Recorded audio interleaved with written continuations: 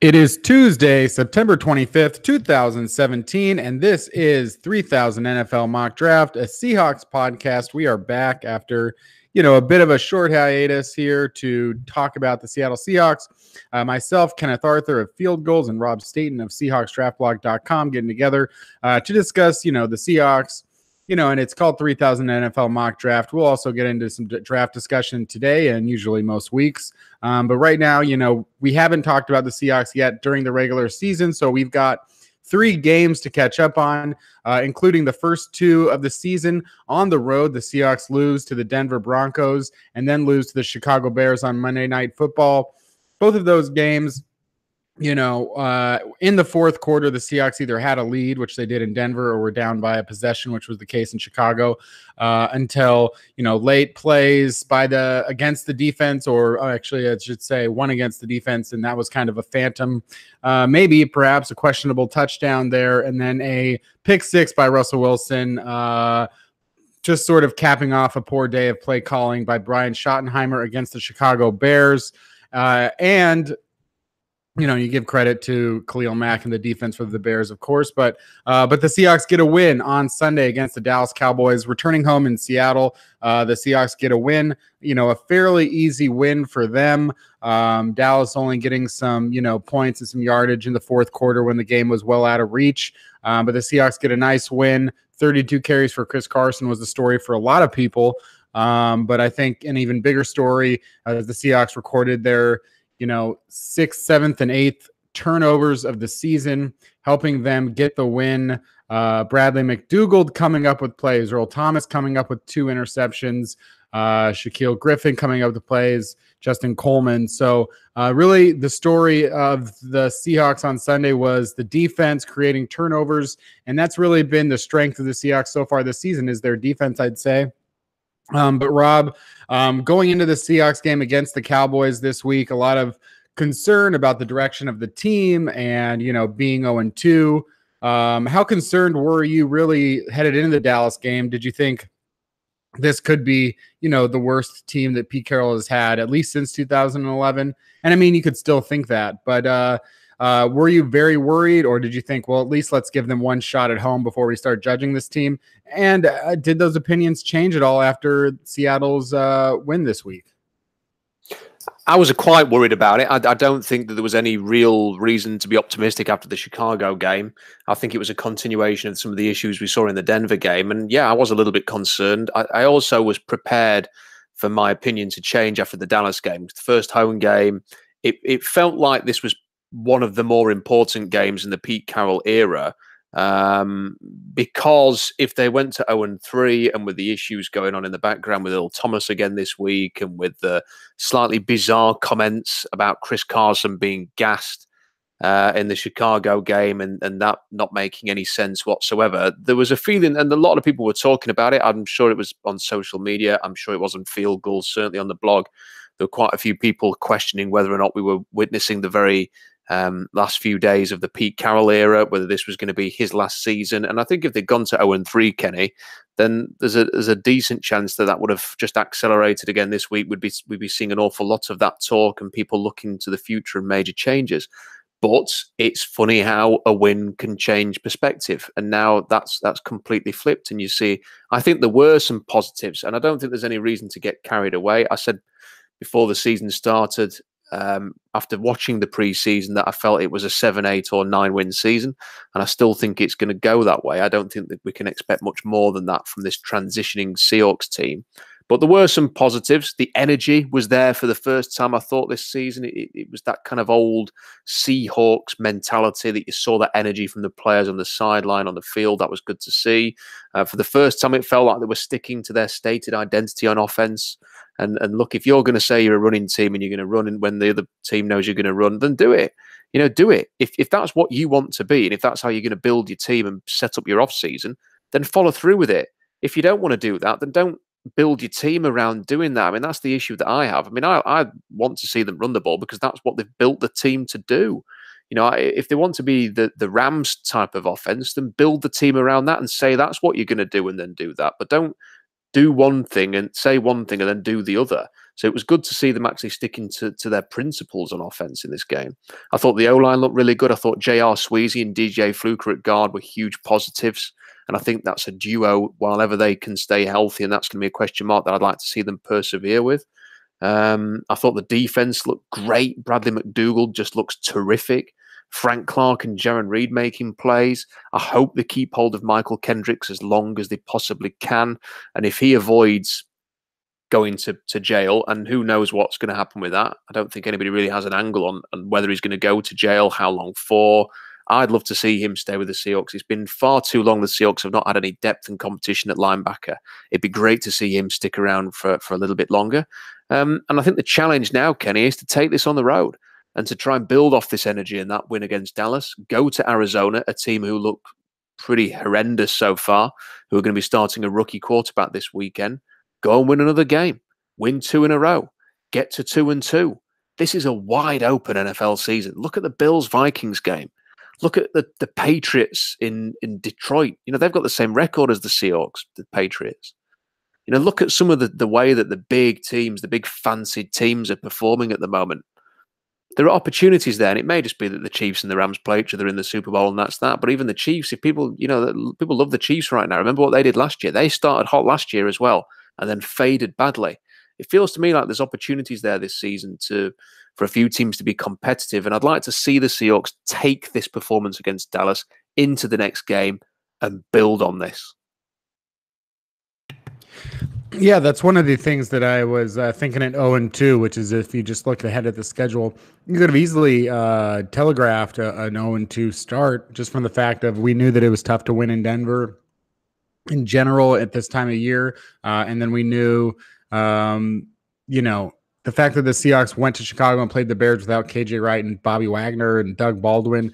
That's not the Seahawks. That's not the team that that's not the team that people were making bets on, you know, before the year. What that you were judging on the team before the year is a very tough situation. And, you know, you could have telegraphed perhaps an 0-2 start. And I think, you know, adding Khalil Mack made Chicago a much better team than the ones that we would have thought of preseason.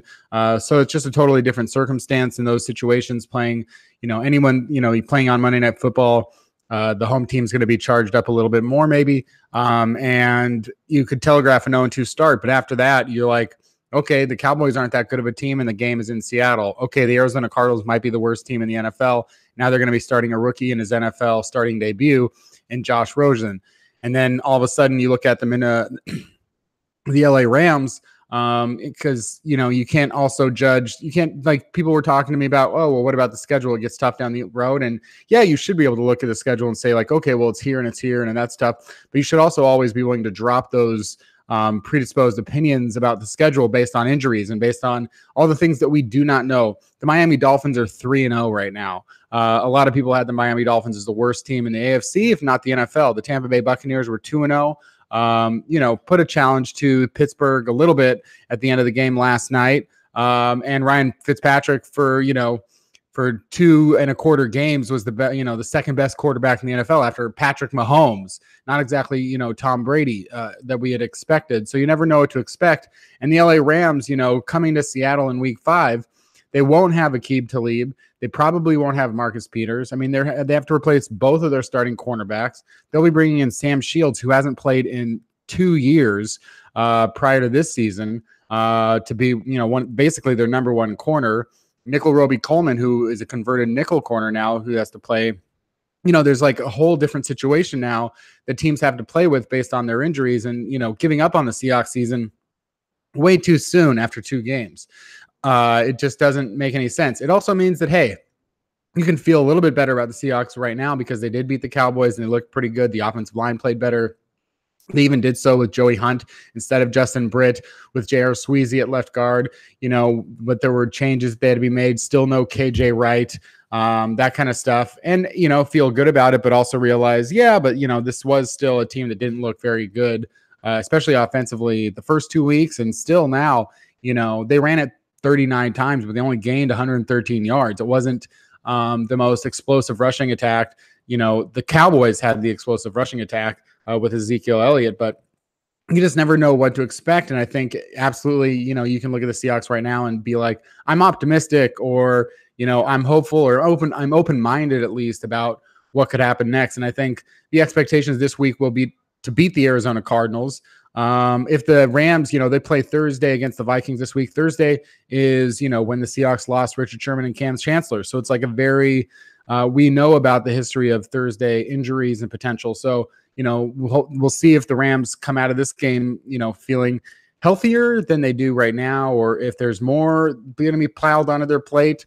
But I would think that the expectations that Seahawks would lose to the Rams, and the Rams, I think, they have been the best team in the NFL. And then they play the Raiders the week after that. Then they go into their bye week. So I think 3-3 going into the bye week is totally possible. And I also think if before the season you'd said, what if they're 3-3 going into the bye week?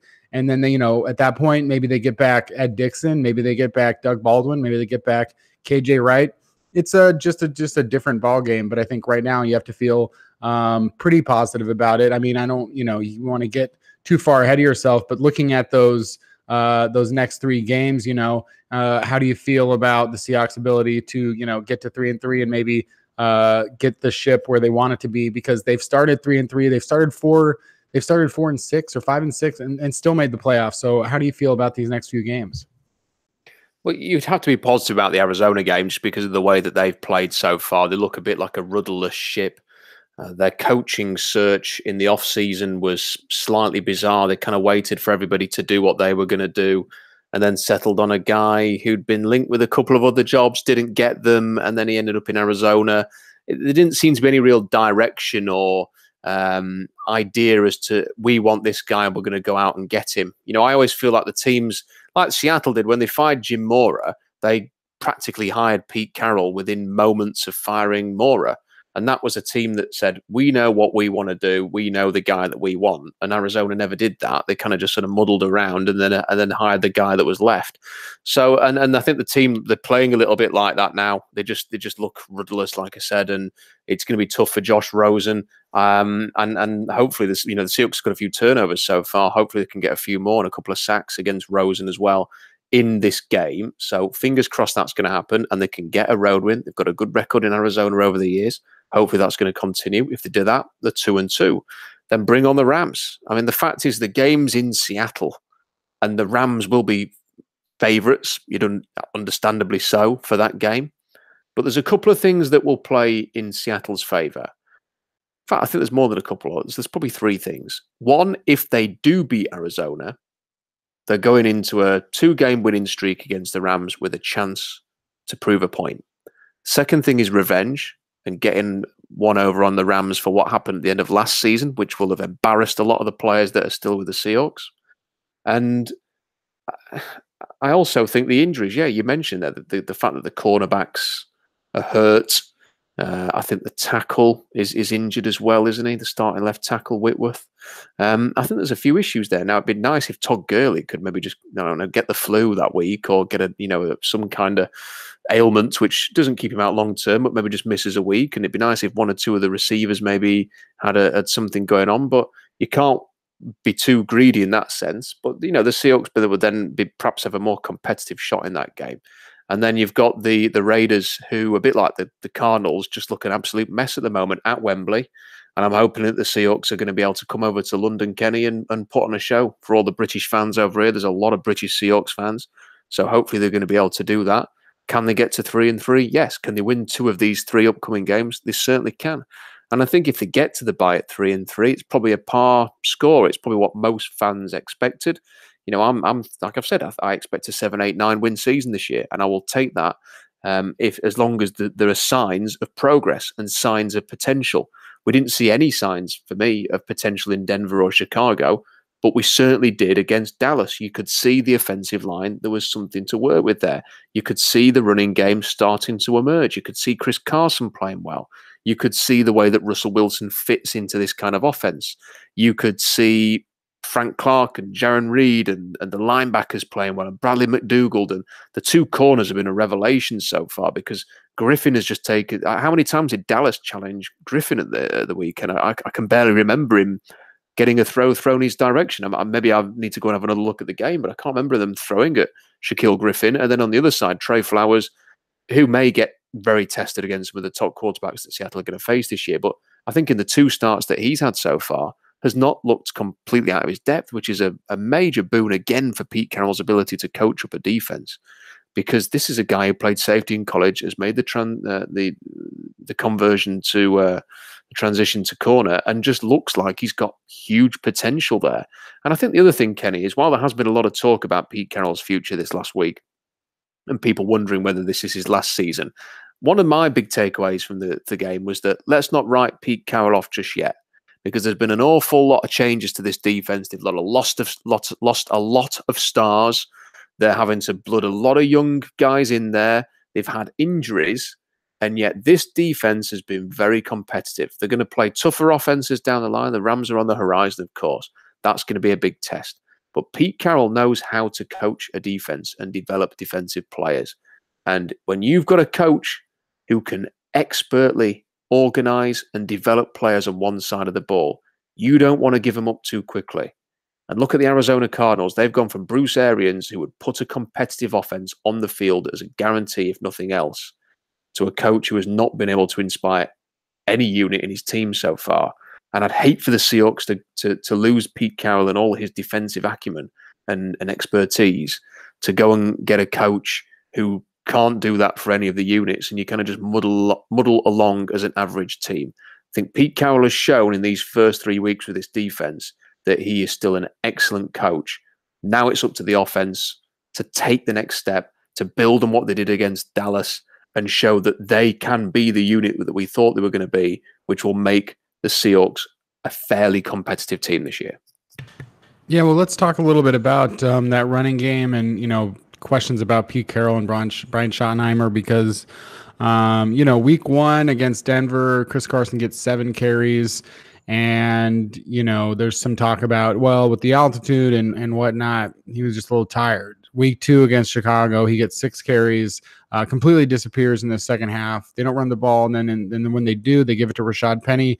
Pete Carroll says, "Oh, I thought he was gassed. I looked over at him and he looked tired," or something like that. Chris Carson says something different, says the plan all week was to go to Rashad Penny at some point. Week 3, he carries it 32 times. He had 13 carries in the first 2 weeks, and then he carries it 32 times. Rashad Penny, somewhat removed from the offense.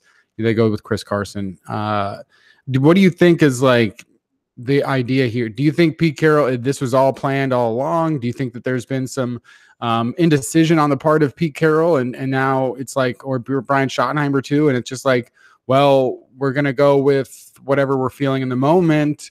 Do you think it's part of a plan? Do you think that Chris Carson just outright, after, I don't know what, if there was a point, it's because I almost want to say that he won did he win the job? Of course he won the job. I mean, Chris Carson was out there for all the preseason. He was the winner of the job a year ago as a 7th round pick over Eddie Lacy and Thomas Rawls. But then in week 2, it's very confusing what they decide to do. They say he's tired. So if he is tired in the first 2 weeks, why does he get 32 carries in the 3rd week? All of a sudden he has superhuman strength to go through 32 carries. What are your thoughts on the distribution of carries, the run game, and just in general? Do you think, like Pete Carroll, is it a matter of indecision? Is it them being coy with, what they're game planning? How exactly do you think this whole run game distribution is working between Penny and Carson and Carson and the head and the coaches? I just think that Pete Carroll meddled too much in the first 2 weeks and was telling, he even admitted that he was telling Brian Schottenheimer what to do at the start of the second half against Chicago. And Pete spent the whole offseason saying they're going to run the ball, they're going to run the ball. And Brian Schottenheimer said they were going to run the ball. And then Pete was telling Brian Schottenheimer to throw the ball. So I think he meddled too much. I think he overthought the situation. I think the Seahawks should have just come out and done what they did against Dallas, which was run the ball, be physical, try and impose themselves on the defense like they used to do. And guess what? Against Dallas, they did it, and they seemed to be in complete control of that game. And I think that Pete overthought it, and I think that was just an acknowledgement that they've lost 2 games, that maybe Pete made mistakes and just needed to let the guys coaching the offense and making the play calls make their decisions. I'm sure that Brian Schottenheimer also reflected on some of the decisions he made, and also self-coached and self-critiqued, and came back in the Dallas game with a slightly different game plan and idea. And I think that was better executed as well. So I think maybe both coaches have. I mean, it's one game evidence. You have to see how it's going to do. I mean, if Arizona, they go back to what they were doing in Chicago, then we're going to be having a very different conversation in a week's time.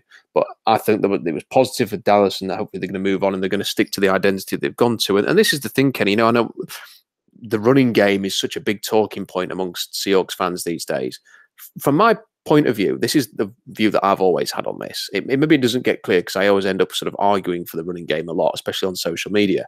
But my opinion of it is, if you say you're going to play a certain way of offense and then you draft and sign free agents to play that style of offense, and this is what the Seahawks did. They went and got DJ Fluke. They got a blocking tight end in free agency, a blocking tight end in the draft, and they drafted a running back with their first pick. If you're going to do all of those things and then say you're going to run the ball, then do it. If you want to spread it out and throw it 40 times a game and use your running back basically as an extra receiver, then do that and build your team around it. But if you're going to do something, then stick to it. And I don't think the Seahawks did in those first 2 weeks. And this was for the first time they were practicing what they preached in terms of, we want to be a running offense and play great defense. And they did it, and it worked. So to carry on with that. As for the distribution of carries, I think the problem is, and this has to be remembered sometimes, Chris Carson has never been a bell cow. At not any point in his career. He wasn't at Oklahoma State. He got injuries. He didn't play a full season there. He didn't have major carries in a game. The carries that he had in this game recently were the most he's had since, I think, high school, he said, in a single game. And I do think that maybe there is some conditioning issue. You may remember in his rookie season, I think in the preseason games, he was kind of tapping out all the time, even though he was playing well. And I think Doug Baldwin got into his face a couple of times and said, get back out there. I think Doug actually mentioned that in an interview on 710 ESPN in the last offseason in 2017, saying he taps out and you've got to get out there. You've got to practice. You've got to do all this. And I just wonder whether, is he sleeping properly at night? Is he up on playing Fortnite or something? Or is he, or Madden? Or is he going to bed? I don't know. I mean, I'm just speculating here. Is he looking after himself? Is he just a natural athlete? Is he properly sort of doing the stamina work that he needs to do? And are they concerned? And they haven't spoke about this externally, because why would they? Are they concerned internally that he just hasn't got what it takes to do this week in, week out in terms of the big carries? That might be a reason why they said what they said about the whole Gast thing, and ultimately why they brought in Rashad Penny to try and whether that was to try and fix Carson or put a rocket up him, or whether that was as a security, or whether that was as a replacement, I don't know. But that's a theory that I'm working with here. And as for, well, why did they do that if they have got those concerns at the weekend? I think you got to a point with him where you just have to find out, don't you? You have to run him the way that you would do anybody else and see how he reacts. So they gave him 30 carries. Let's see how he does against Arizona. If he's useless in Arizona, then you've learned a lesson there, haven't you? That he can't do that kind of a workload back to back. If he comes out and runs the ball 25 times against Arizona, gets another 100 yards, looks really good doing it, scores a touchdown, recovers, then you're probably feeling a bit more positive about it. But I think now's the time to find out exactly what Chris Carson's capable of. But he has to prove that he can do 5 games in a row with even a decent workload, let alone a full season of being the bell cow.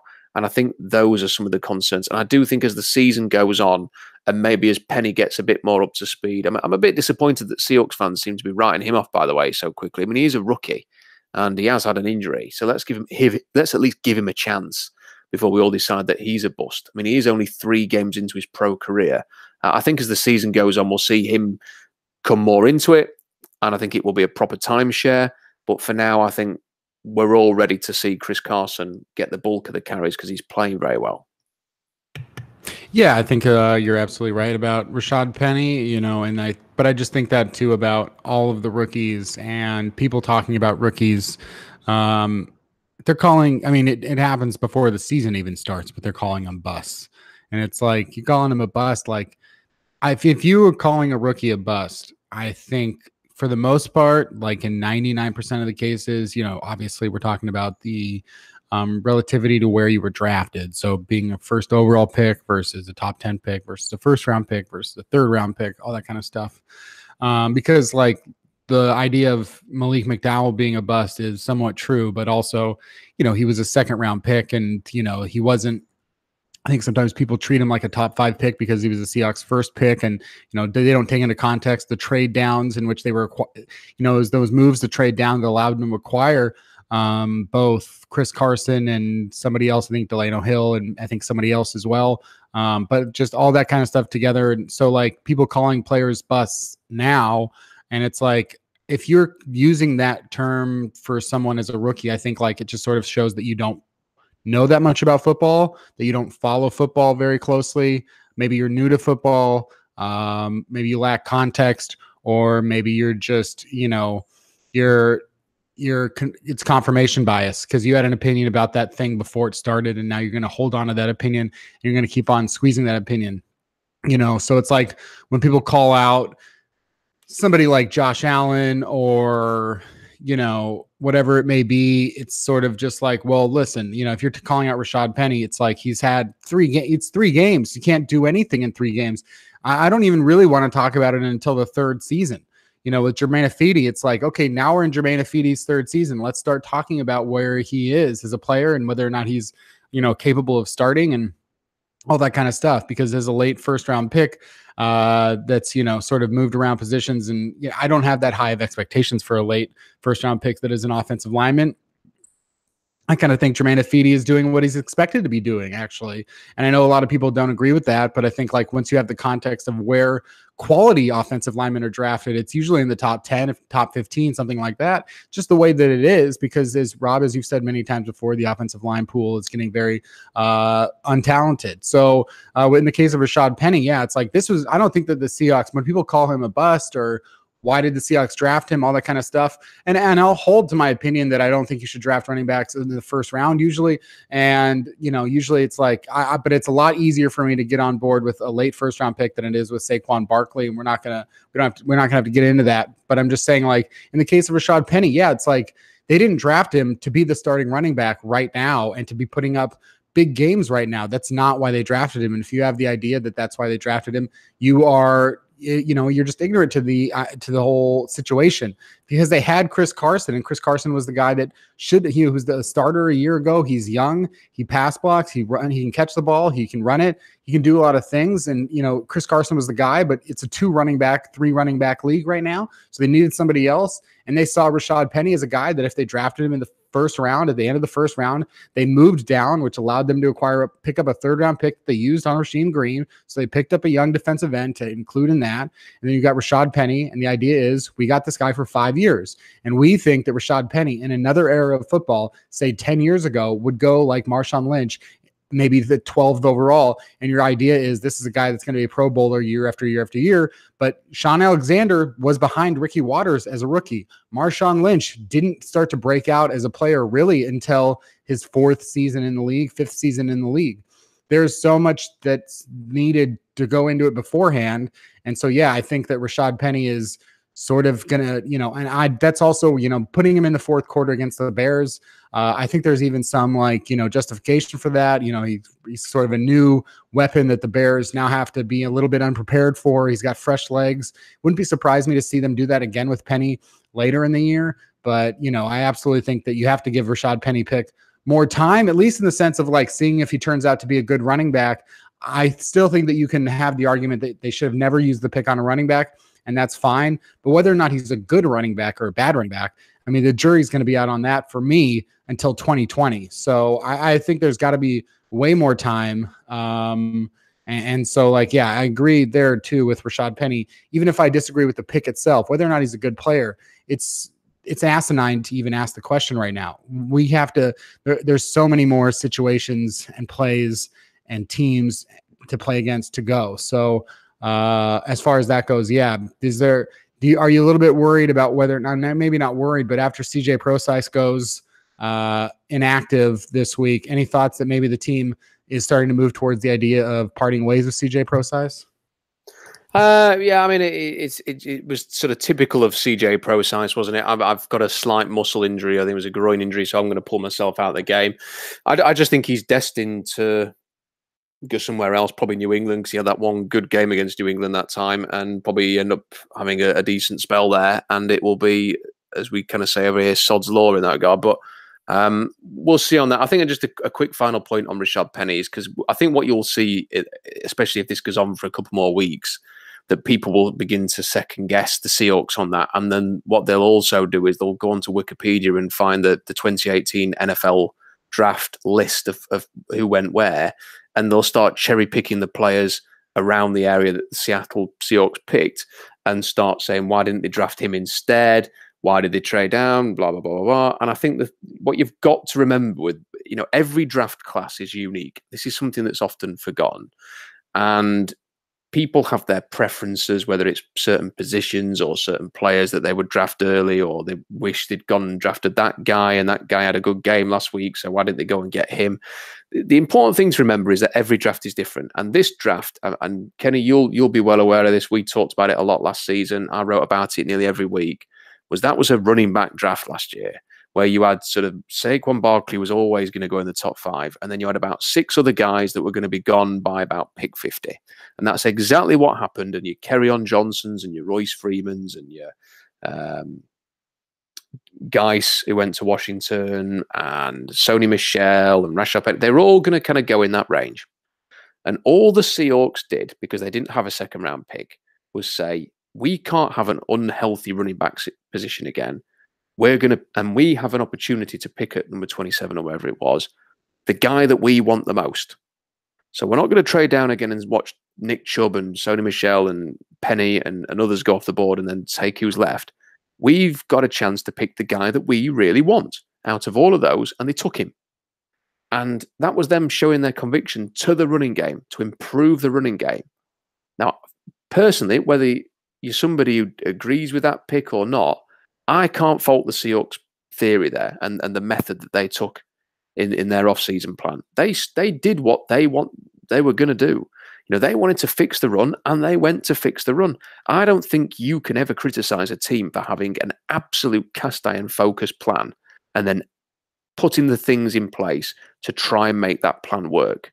The problem you have is when teams don't really have a plan, like the Jim Mora Seahawks in 2009, and no direction and no identity, and you don't know what on earth they stand for, where they're going, what they're doing, like the Arizona Cardinals at the moment. That's when you've got an issue. When you've got a team that says, we are going to do this, and then they go out and deliver, you can say that you disagree with it, but you've got to give them credit for having the determination and the plan to say, this is what we're going to do. And that is what the Seahawks have done with Penny.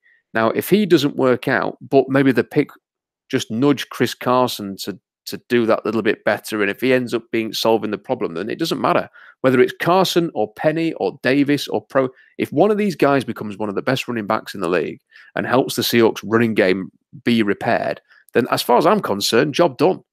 It doesn't matter which of them do it. It's just that one of them's got to do it, and Penny just gave them another option in there. So, I don't really care if Chris Carson runs for 1,500 yards this year, great.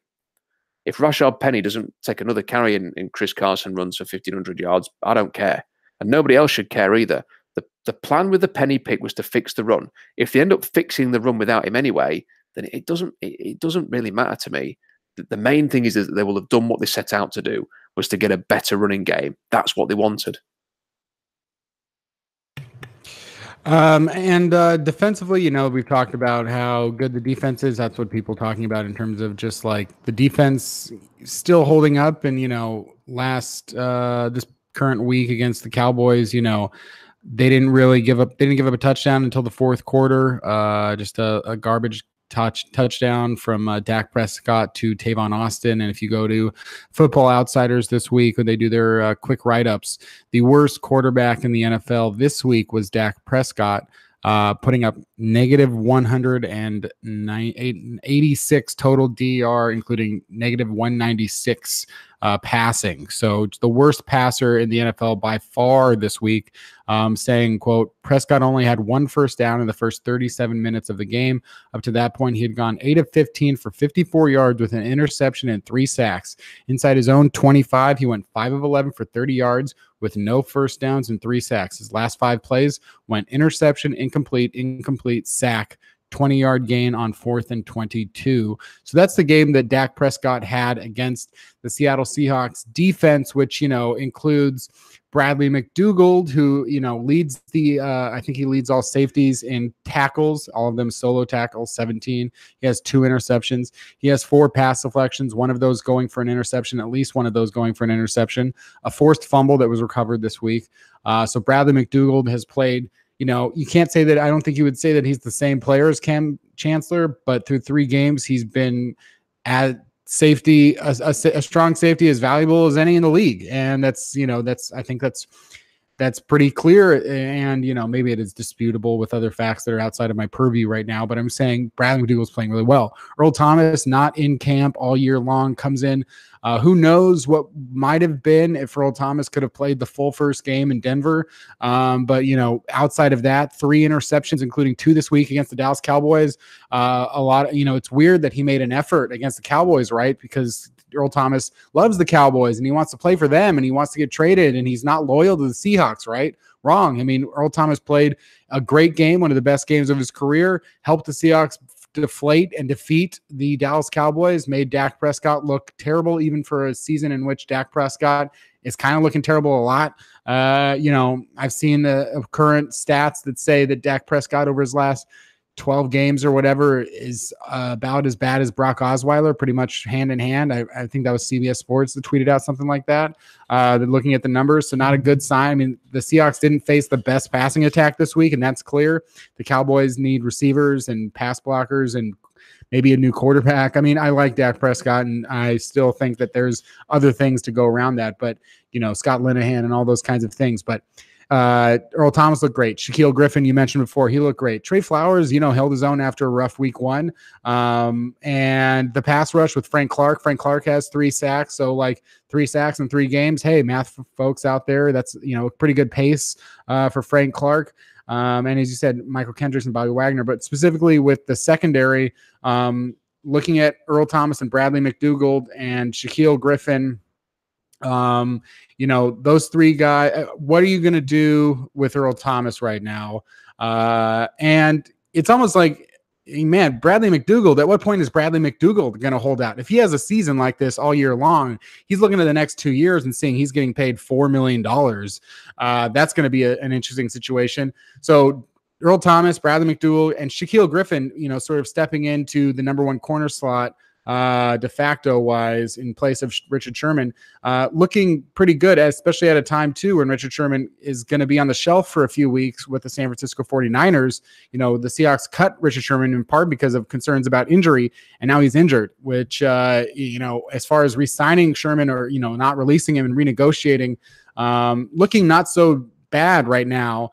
Rob, looking at the secondary specifically, I've said a lot of things. So just starting off with Earl Thomas, what's going to happen? I mean, what's the situation that you think needs to happen, at least in regards to Earl Thomas?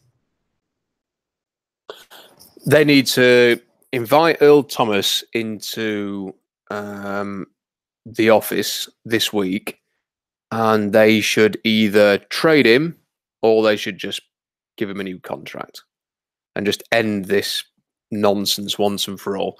Because I think that the win is maybe masking some of the issues here.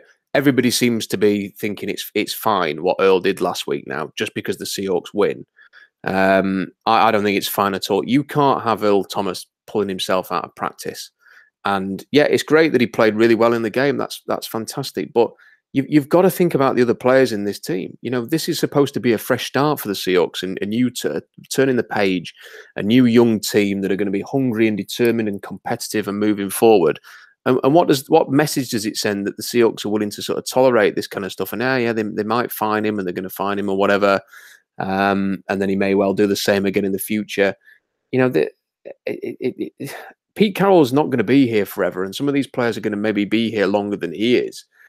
What happens now? So if Frank Clark, is he going to start doing this? Is he going to pull himself out of practice and stuff like that because he's in a contract year? Like you say, is Bradley McDougall going to do it? Are the young players that are going to be influencers? I think Brock Hewitt made a good point about this, that he felt that the moment that Marshawn Lynch started saying he was going to practice when he wanted and, oh, look, I'll just go mess around with the D-line and do some D-line drills now, that was kind of like the start of the end of the true vision, that the all competitive side of Pete Carroll, the thing that he writes about in his book, stuff like that was the precedent for then Michael Bennett kind of doing what he wanted to do, and Richard Sherman doing what he wanted to do, and now Earl Thomas is doing what he wants to do. And it just, who's next? Who's the next player that's going to be doing this? And I think you need to just sort this situation out once and for all. Just they clearly respect Earl Thomas and like him, and he's playing well. I thought his performance at the weekend was a bit hit and miss. I mean, the Zeke Elliott touchdown that wasn't because he just touched the sideline was a mistake by Earl Thomas. And yet, great that he got the 2 picks, but one was a ball that was fumbling and bumbling after a tight end didn't catch it and kind of bobbled the ball into the air. And the other one was one where, he did very, very well to keep it off the ground and kind of pin it against his shin. It's a terrific interception. But they're opportunistic picks, aren't they? They're not. It wasn't a great show of athleticism or the kind of play that was just superhuman that only Earl Thomas can make. And there were 1 or 2 plays where you just thought, actually, that wasn't that great. So Earl Thomas is playing very well. He had a good game at the weekend. I'm not trying to suggest that he didn't. But I think maybe the win and the 2 interceptions has maybe papered over the cracks of some of the issues here. And I think it's just time to decide what you're going to do, because who wins if are the Seahawks going to win the Super Bowl this year? Probably not. Let's just be honest about that. They're probably not going to win the Super Bowl. But they might be able to win it in next year or the year after. So what is best? The best thing to me for the team is not to just let Earl Thomas leave for nothing in the offseason. Now, either pay him and keep him and have him next season and have him the year after or whatever, and say that you're going to build with Earl Thomas as a key part of your team. That's an option, a legitimate option that makes a lot of sense. But if you're not going to do that, go and call the Dallas Cowboys and say that you'll do a deal for whatever they're willing to give, which is, if that's the 2nd round pick, then do it for a 2nd. If it's a 1st, great, you get a 1st. But one way or another, I think it's time to do something here. The worst case scenario is to just lose Earl Thomas for nothing in the offseason. They've got to either make a decision here, either keep him or move on. Let me ask you a question in regards to what your opinion is on this, because it's something that I think about more recently, and I don't know that I hear people talk about it. What if a team, likes a player, whether it's a free agent or someone on their own team, not rookies, because rookies are forced to sign certain contracts. What if a team likes a player and they say, man, we like you. We want you here for the next 4 years. Here's a 4-year contract. We want you here for these 4 years. At the end of 2018, I don't know where we're going to be. We might have changed our philosophies on defense. You may not quite fit what we're trying to do, but for these 4 years, we want you. We want you to be here for these 4 years. Will you sign this contract? Yeah, for sure. I would love to be here for 4 more years. I'm going to sign this contract. I'd like to be here for these 4 years.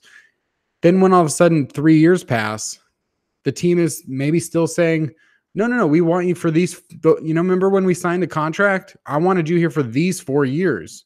It was these 4 years that I wanted you for, not the 5th year and the 6th year and the 7th year. I wanted you here for these 4 years. And it's nothing personal against you, maybe, and maybe it's just we're at different places. I just want these 4 years out of you. And then, at the end of those 4 years, we'll reevaluate. Or maybe at the end of the 4 years, I'll just tell you right now, I don't want you here anymore. You can go sign with another team, and that's totally fine. Is there anything wrong philosophically with just wanting Earl Thomas, when he signed his 4-year extension, to just want him to be here for those 4 years and not anymore after that? And to say, like, yeah, we are going to let you go. And the time, the Seahawks didn't get anything for Richard Sherman either.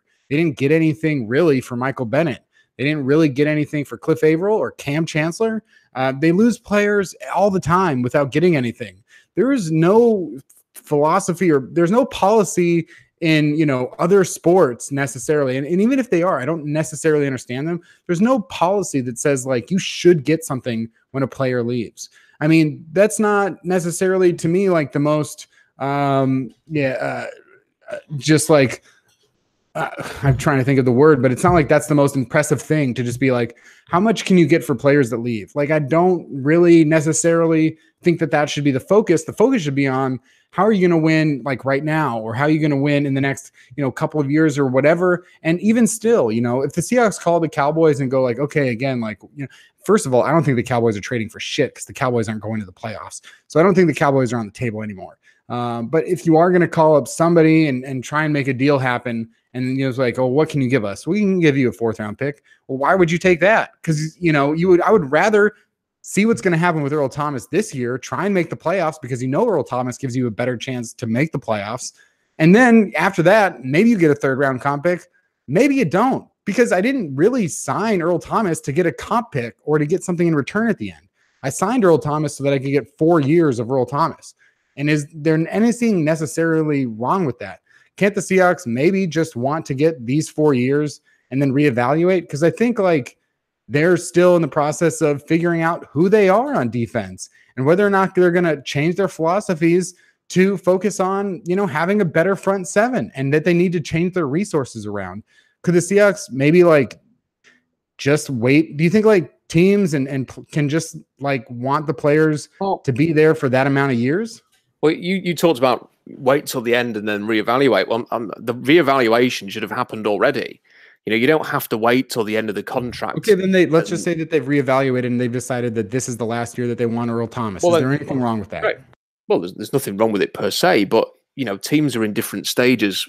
For example, you could argue that the Rams are all in on this year, and that they're not thinking long term, they're thinking right now, which is why they've done the trades that they've done, which is why they've signed the players that they've signed. They are all in on 2018. That's what the Rams are doing. The Seahawks are not all in on this year. They were last year when they went for Sheldon Richardson and Dwayne Brown and did everything that they were going to do, and then they traded for Jimmy Graham a few years ago. The Seahawks were all in that. They are in a transition right now. And here's the reality about the Seahawks.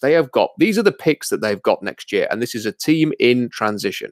These are the picks they have in 2019. Round 1, round 3, round 4, round 5. That's it. No 2nd, no 6th, no 7th. No realistic chance at the moment, unless they start cutting people like Ed Dixon and Shamar Stephen and some of the others that they've signed. No chance of getting any compensatory picks in the offseason either. So they'll be left with minimal draft stock to actually continue to build this team. And Earl Thomas will be gone. Now, there's nothing wrong, Kenny, at all. I get what you're saying. There's no issue with saying this is a 4-year plan with Earl Thomas. They want Earl Thomas for 4 years. It's why I have little time for Earl Thomas's stance right now, because he's the one who's agreed to that and said, I'm down with that. I'll sign a 4-year deal. I'll take that contract off your hands. I'll get that money that you're willing to pay me. And he's now saying, well, actually, no, I've changed my mind. I want a new contract because I'm not going to practice, and I'm going to hold out training camp, and I'm not going to do this and I'm not going to do that because I want another deal. And I don't really have time for that. I think those games should have gone by now. He's come back. Either hold out and force the issue or just get on with it. And I think it's time for Earl to kind of get on with it and stop trying these little games and stuff like that. I want him to just sort of knuckle down with this. So I have no issue with this 4-year plan idea. But let's just be real about where the Seahawks are right now. This is what is going to happen in the offseason unless they make a decision before week 6 to 8 or whatever it is. They're going to lose Earl Thomas. He's just going to walk out the door. And you're not going to get anything. And you're going to have to replace him somehow. And you're not going to have a pick to do it. And you're only going to have your free agent money. And there aren't going to be any great safeties on the free agent market. And you're still going to have to build your D-line. And you're still going to have to maybe look at receiver. And you're still going to maybe have to look at linebacker. And you're maybe still going to have to look at other defensive back position. This is the reality of the situation. So by all means, keep Earl Thomas for the rest of the season. You win your 7 or 8, 9 games. You say, good, we've got one last year of Earl. Have a good time in Dallas, and you move on with your paltry number of draft picks, and you try and do the best with that. But I just feel like they either keep Earl and then not have to replace him and just sign him to a new deal, or let's just move on, get rid of the distraction, get rid of the drama, have a 2nd or a 1st round pick or whatever Dallas are willing to give up.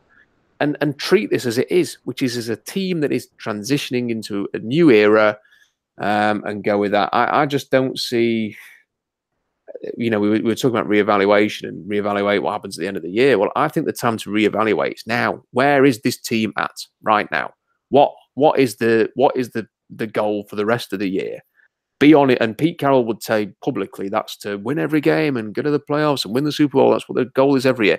But internally, he really knows what the goal is this year, which is probably to reset, restart, be competitive. But you know what? We're not thinking 2018. We're thinking maybe 2019, 2020. We'll be ready to have another tilt at this, because that's what you want to do. You build into a Super Bowl, and the Seahawks are building to that now. They're not there. They're building towards it.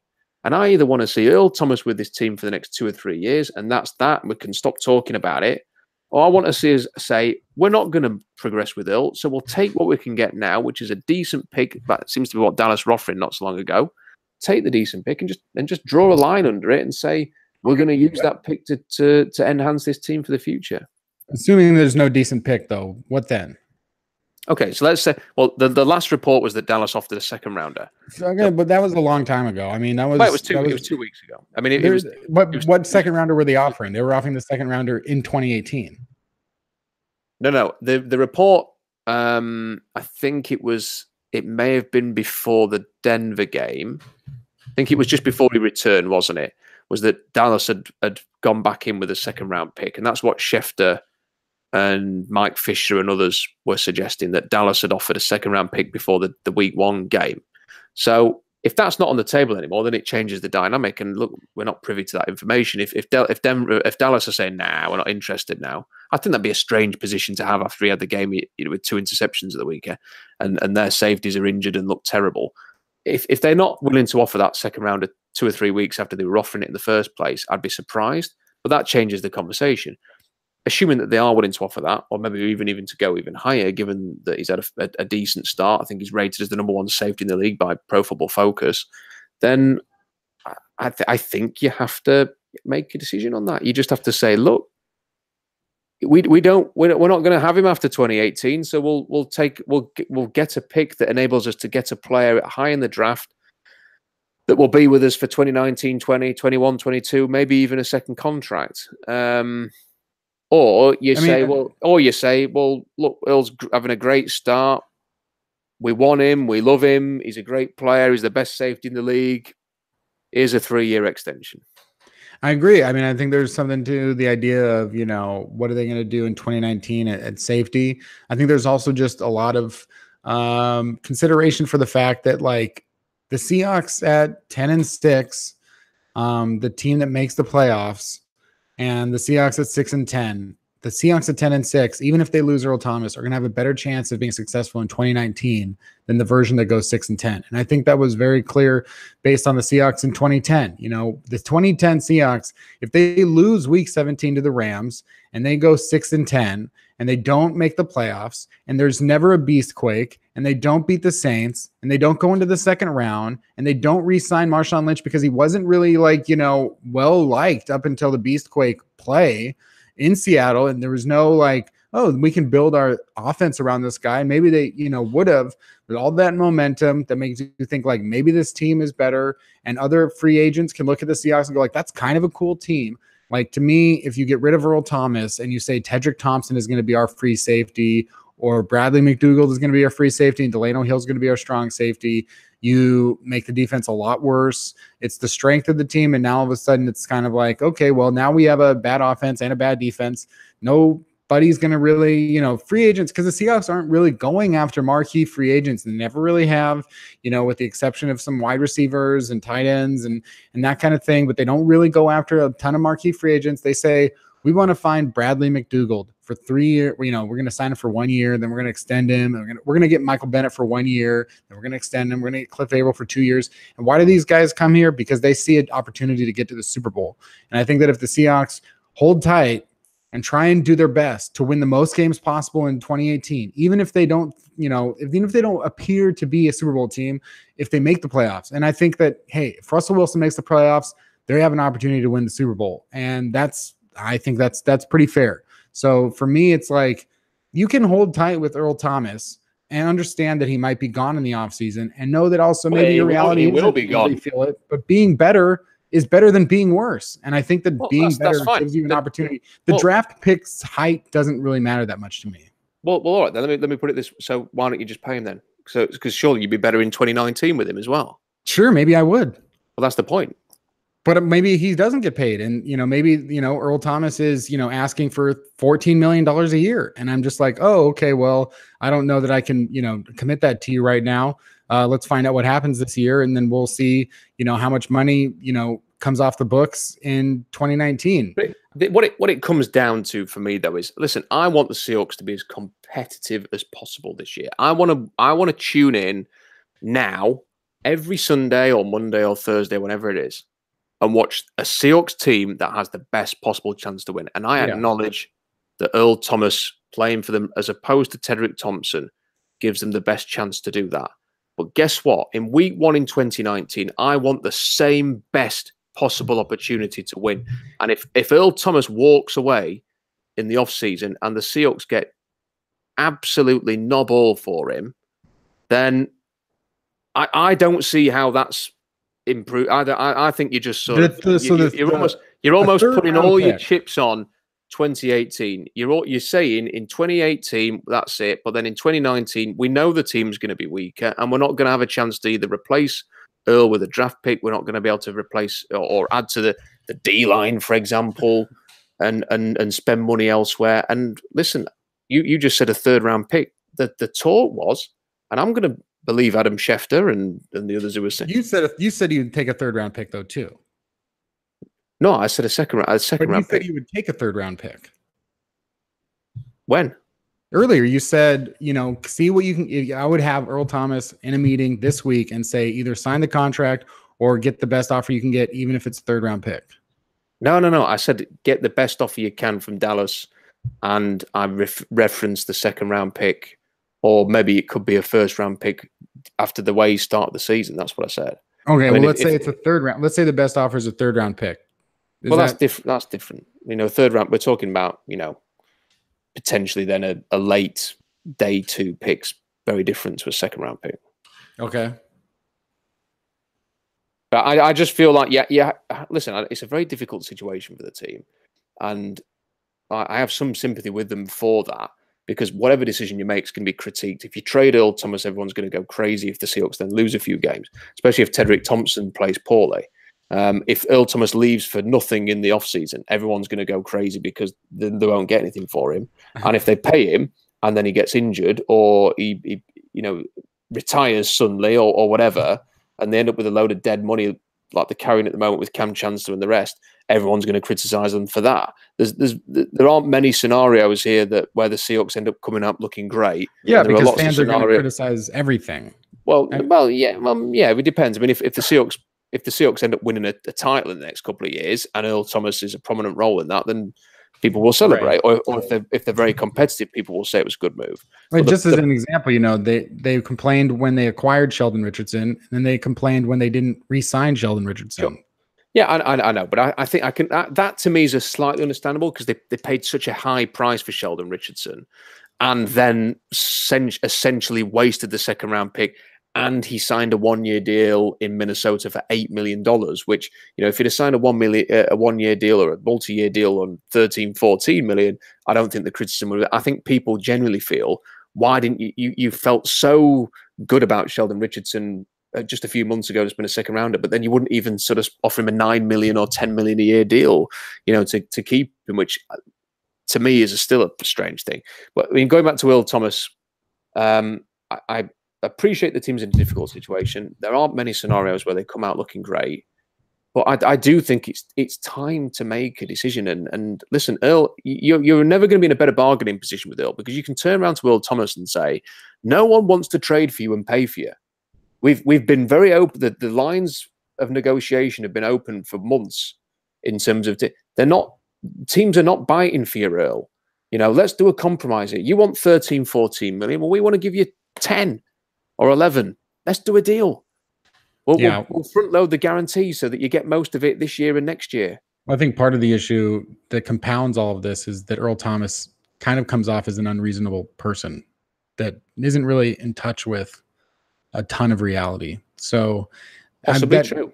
Yeah, that's part of that. I think could be keeping it going moving forward as well. It's just to me, you kind of have to make a difficult decision sometimes, and sometimes it is you do just have to.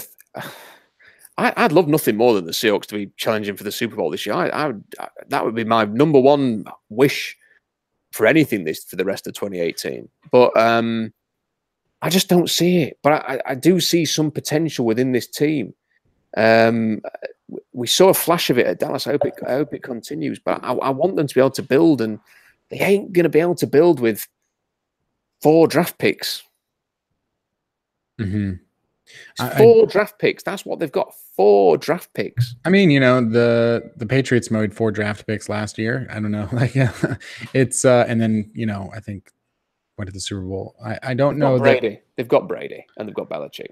I mean, Wilson and Carroll are pretty good, but I get what you're saying. I'm just saying, like, I think that also, we've seen this team trade. I mean, they're not going to end up with 4 draft picks. You know that. I mean, you're aware.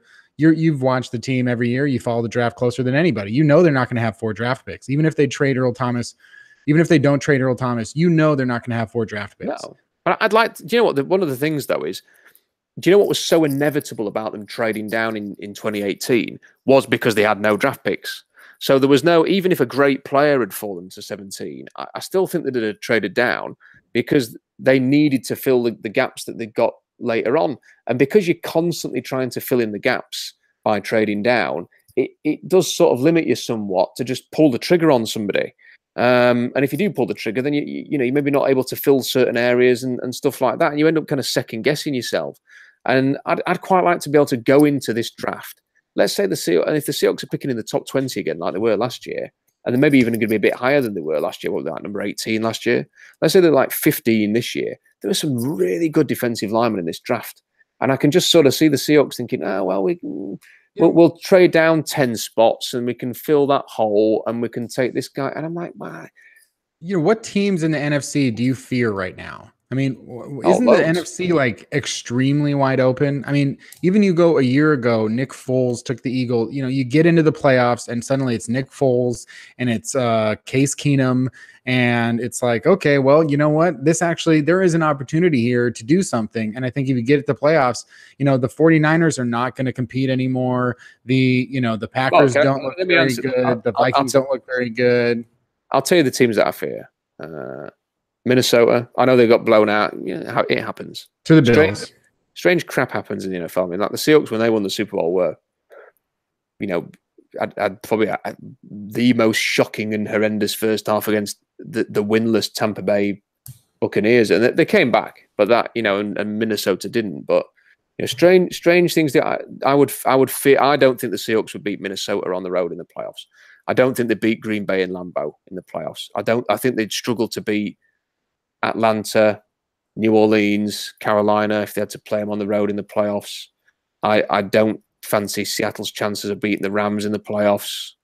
Am I missing anybody?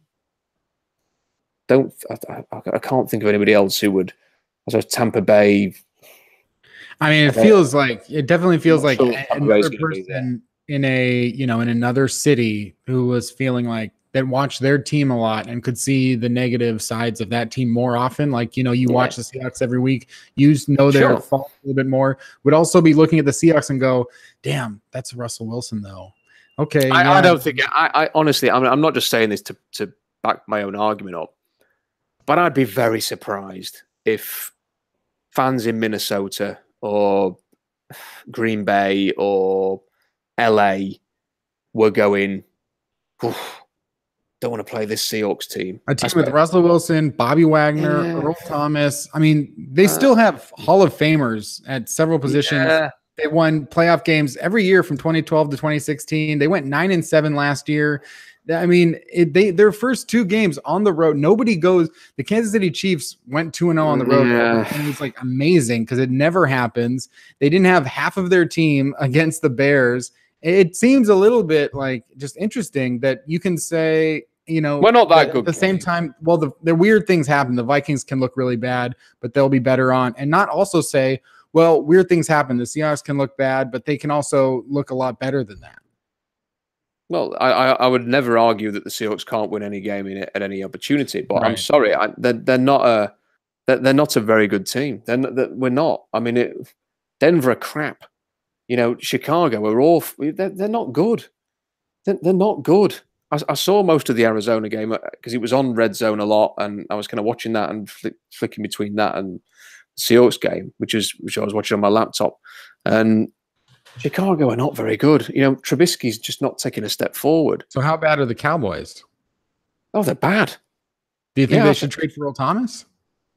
I don't know, but I think that Jerry Jones. I think Jerry Jones probably wishes he had. But I whether or not they should do or not, but they have pushed for it and they've shown a lot of if they'd not shown any interest there, I'm not sure I would be arguing. If you said to me who should trade for them, I'm not sure that I would be beating the table saying Dallas should do this deal right now. But they're the one team that have persistently shown interest. Right. Nobody else has. Yeah. By the looks of things. So that's the reason we talk about Dallas. But I just don't think. Listen, I'm a big Seahawks fan, and have been very positive about the Seahawks over the years. I just don't think we're that good. I think that we're a team that, like I said, it's a 7, 8, 9 win team. Give me a team in the AFC that compares to the Seahawks right now, just so I can kind of have a better, maybe see. Okay, that's where you see the Seahawks at right now. Whether it's the Jets or I have no idea. The Bengals. Not the Jets. I don't think there's I don't know if there's a direct comparison within the air, because if you said sort of the Bengals, I think the Bengals have got a very, very good defensive line, which probably better than the Seahawks. But I don't, Andy Dalton's nowhere near as good as Russell Wilson. So there's differences there. I don't think they compare to New England. I don't think they compare. I think they're better than Baltimore. I think Baltimore are a bit of a weird team at the moment. I think the Steelers are probably better than the Seahawks.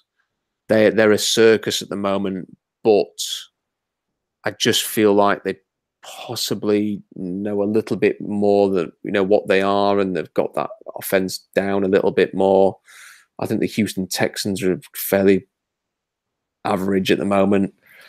Jacksonville's again, great defense, but Bortles, Titans, weird team. I don't think there's I don't really think there's a team in the AFC that compares. Not the Chargers. They've got a good defense and a good veteran quarterback who's very different to Russell.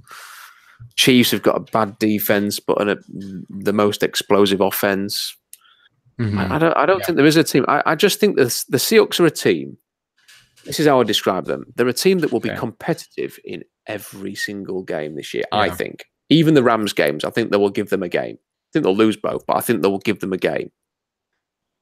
But they're not a team that is ready, in my opinion. And because the Rams are going to probably win the division, they're banking on a wild card. And I just wonder whether the Carolinas and the New Orleanses and the Atlantas and teams like that, maybe not Atlanta because of the injuries they've got, but there are going to be teams like that get ahead of them in that particular race, and therefore they're going to struggle to get into the playoffs. If the Rams were bad, then the Seahawks had a chance of winning the division, then they would get through, and then it's a different question. But I don't think the Seahawks are going to have the chops to get into the playoffs this year, and that's kind of the basis of my opinion on all of this. Is that I want them to be back in the playoffs, and I think the best way to do that is to, one way or another, end this Earl Thomas debate, which is to either keep him and say that he's a piece for the future, or say, well, he's not a piece for the future, therefore we'll get a decent pick now and plan ahead.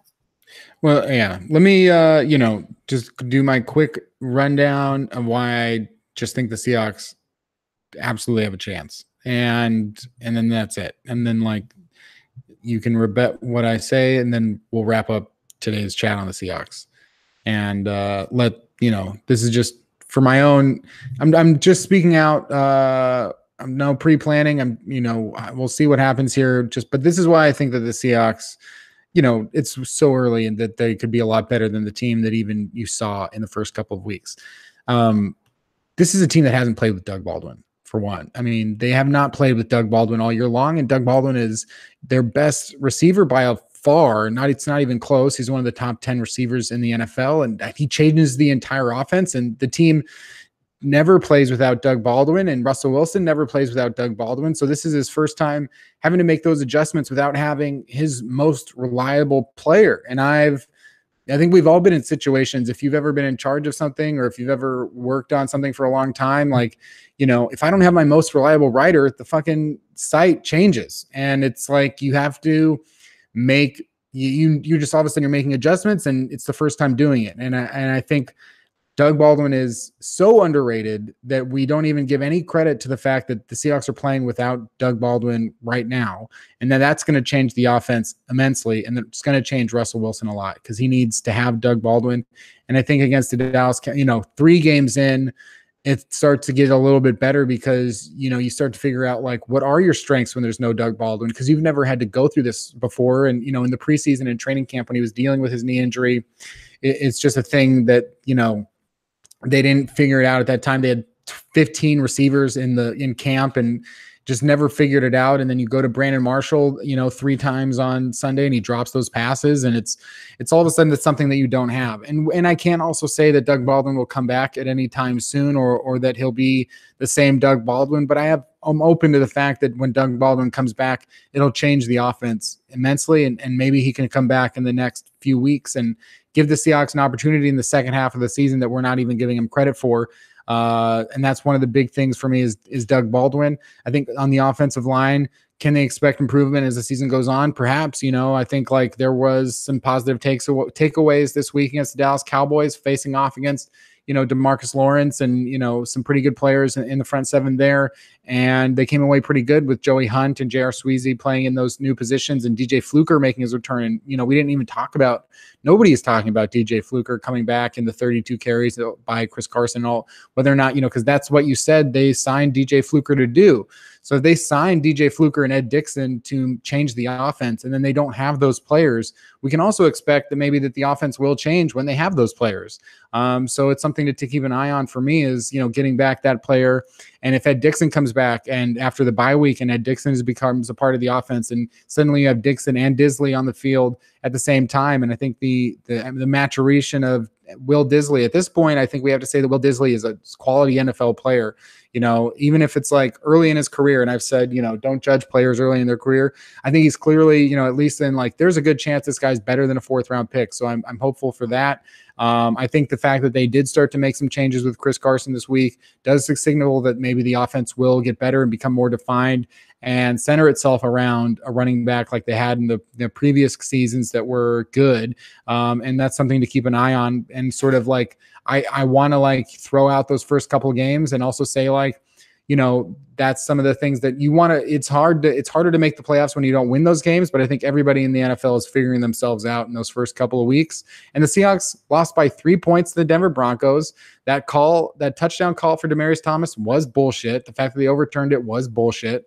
And they should have, at least held the lead for that play. Maybe they would have lost it on the next play, whatever. They should have at least held it on that play, and that's how close the game was. And in the fourth quarter in Chicago, without Bobby Wagner and KJ Wright, and without Doug Baldwin, and without a couple other guys, that the fact that matters, they hung in there, and they had that game in the fourth quarter. And Russell Wilson, made a bad decision and a bad throw, but they were still in it despite having those losses. And so I think that this is not a bad team. Like you look around and see the teams that get. I think if you're not getting blown out, you have to get blown out. Like the Seahawks got blown out by the Rams last year, 42-7 at home. That was like, oh, this is a bad team, and they didn't make the playoffs. Like they kind of like lost all their shit without Cam Chancellor and Richard Sherman because they had lost something that they weren't going to get back. But at the beginning of this season, they lost something that they are going to get back, and I think that that's something to look forward to at the end of the year. And I think having Earl Thomas and Bradley McDougald and Shaquille Griffin start to coalesce and come together, getting KJ Wright back. Jaron Reed, I think, is getting better and better every week. Frank Clark is, hopefully like becoming better and more consistent. And I think that that's something to look forward to and keep an eye on. And I think when you look at the schedule, we talked about the schedule in the beginning of the episode. At Arizona, you should win that game, get to 2-2, come home against the LA Rams. The Rams may be banged up, but we'll see what happens. Go to London and play the Raiders, see if you can get to 3-3. Then you go to Detroit and see if you can beat a team that was 0-2. And, I think the Seahawks are more than capable of competing with a team against Detroit. And then after that, they've knocked out 5 road games. And over the course of the rest of the season, their last 9 games, they have 6 at home. They'll play against the LA Chargers, and who knows what shape the LA Chargers are at home. The Green Bay Packers just lost Muhammad Wilkerson. They have a bad defense. The San Francisco 49ers will be playing with who knows what at quarterback. The Minnesota Vikings, Kirk Cousins just had one of the worst games in Football Outsiders history, playing against a Buffalo Bills team that looks like shit. I mean, the Minnesota Vikings got blown out. The Seahawks didn't get blown out. The Minnesota Vikings got blown out. Then they, go back to San Francisco, and it's just going to me, there's going to be a situation that you could easily telegraph a 10-6 season and get to the playoffs at that, and sort of then we'll see what happens, because Russell Wilson in the playoffs, then you give him a chance. So for me, I think it's just a matter of the fact that there are positives to see moving forward for the Seahawks and their personnel and the players that they'll get back, and the way the schedule changes after they get through these first 5 road games. An incredibly difficult way to start the season is 5 of your first 7 games are on the road. And if they can get through those 7 games even at 3-4, I think they have a great opportunity with their last 6 games to win those, get in, 9-10 wins and see what happens. I think if you don't have Earl Thomas for those games, just write it off. It's not going to happen. You just can't do it without Earl Thomas. So yeah, maybe they should extend him. Maybe they're a little gun shy because of the extensions given to Chancellor and Lynch and Bennett. And, maybe that's fair too. But I think, like, for sure, if you have Earl Thomas, you can compete for the Super Bowl this year. And if you don't, it's sort of like what we saw at the end of the last year. They're not going to be as good. My only rebuttal would be this. I don't think the Seahawks are anywhere near good enough. Not this year. I wish they were. I don't think they are. It's mainly about the depth, because it's practically non-existent. And depth, for me, is the most important thing in the NFL, after having a franchise quarterback, a clear identity that you built your team around, and the ability to execute that plan. I hope they win more games, but I've said it a few times today, 7 or 8, 9 wins. And that's not going to be enough for the playoffs this year, in my opinion. And Super Bowl, I don't think there's any chance, with or without Earl. Well, I'd love to go back and see what some people's comments were when the Seahawks were 3-3 in 2014, and had lost some games and didn't play that well. Yeah, but they had Sherman in his prime, Cam, Earl. Let's be Marshawn.